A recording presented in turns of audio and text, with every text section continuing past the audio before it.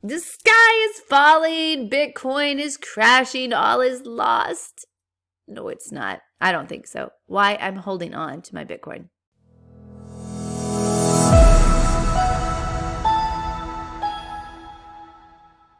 Hi, I'm Rebecca. Thanks for joining me on the Mama Lorian Way, where I like to talk about things that just make us all richer. All right, let's talk about Bitcoin. Bitcoin, last week of February 2022, Bitcoin has crashed from an all-time high of about $69,000 US to about half that. Right now, it's about $35,000, $36,000 as we speak. Do we sell? First of all, I am total amateur.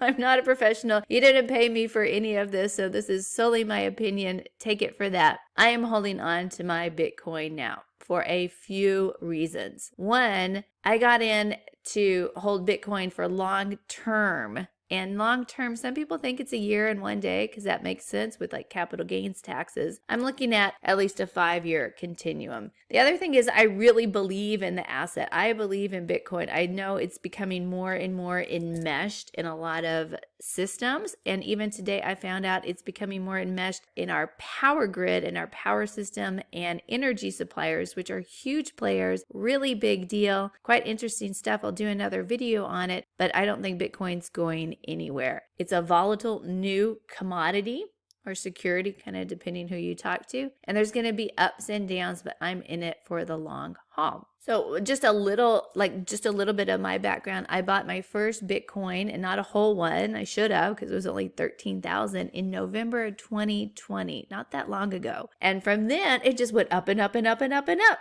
until it didn't, and then it went down around May, summer of 2021. And then it started going up, and it crested at the top of the market at about $69,000 in the fall of 2021.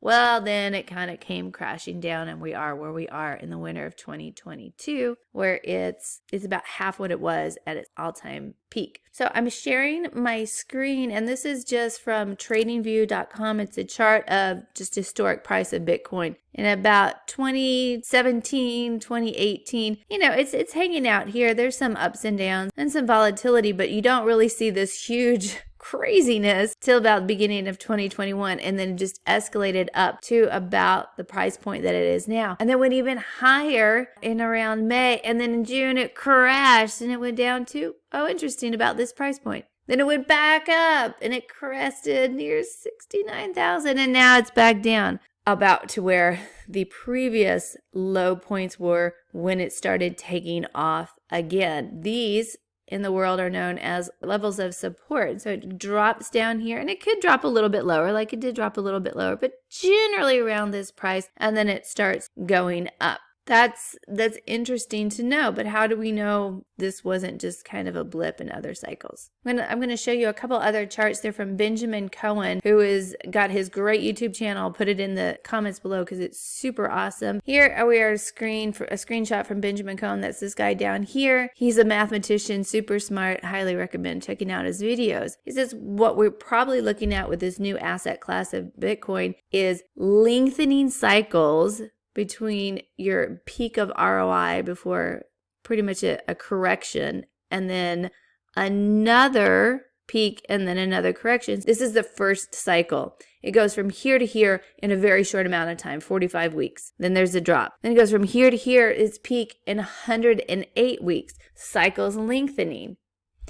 Another drop, and then cycle goes up for 151 weeks, goes down. This is a cycle we're in now, lengthening out 161 weeks. Well, we're probably looking at this, just kind of looking at mathematically, we still probably have a longer part of the cycle before this reaches up at its peak and takes another drop.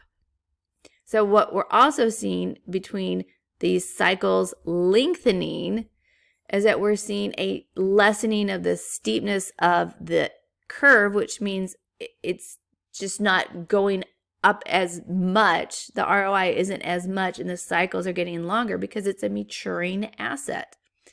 So before, it didn't take long for it to, I think it's to double. It didn't take long for the ROI to go up sharply.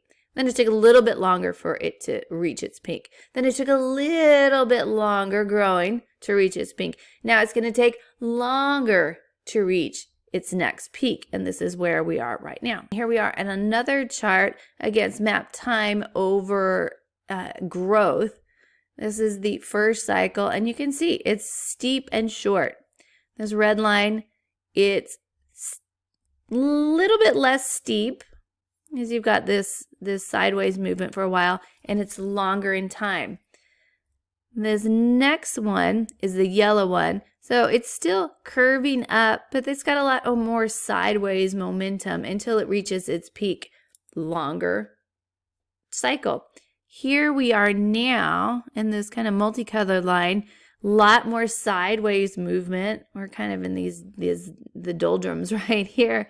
But we still have a longer cycle to go through where the peak may not be as much, but it doesn't look like that we're at this absolute bottom and deep, dark despair. These drawings are Benjamin's from these are just screenshots. This is the peak of the first cycle, the peak of the second cycle. If you're doing a mathematical arc, this isn't totally correct, it's a doodle, but we've still got a little bit more time for it to kind of maybe sideways and up till it reaches its next peak. And in his video, Benjamin talks that this is probably going to pan out time-wise. And again, nothing is for sure. Predictions are like a fortune cookie. They're not really worth anything. That it could look to pan out like the end of 2022, no sooner than the third quarter of 2022, maybe into 2023, which is why I'm still holding on to my Bitcoin. I don't have all my eggs tied up in Bitcoin. General kind of rule of thumb with even hedge funds,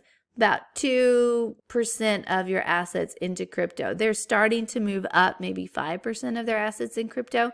We have 2.3% of our assets in crypto. So it's not like I need to sell this to do anything. Be prepared to put something away that you can set and forget if this is the road you want to go on, because I firmly believe it's going to be a long haul and it's going to be very interesting, and the ride probably is going to be worth it for me. Hopefully for you. I hope you enjoy this. Like, subscribe, shoot me a comment, and I'll catch you in the next one.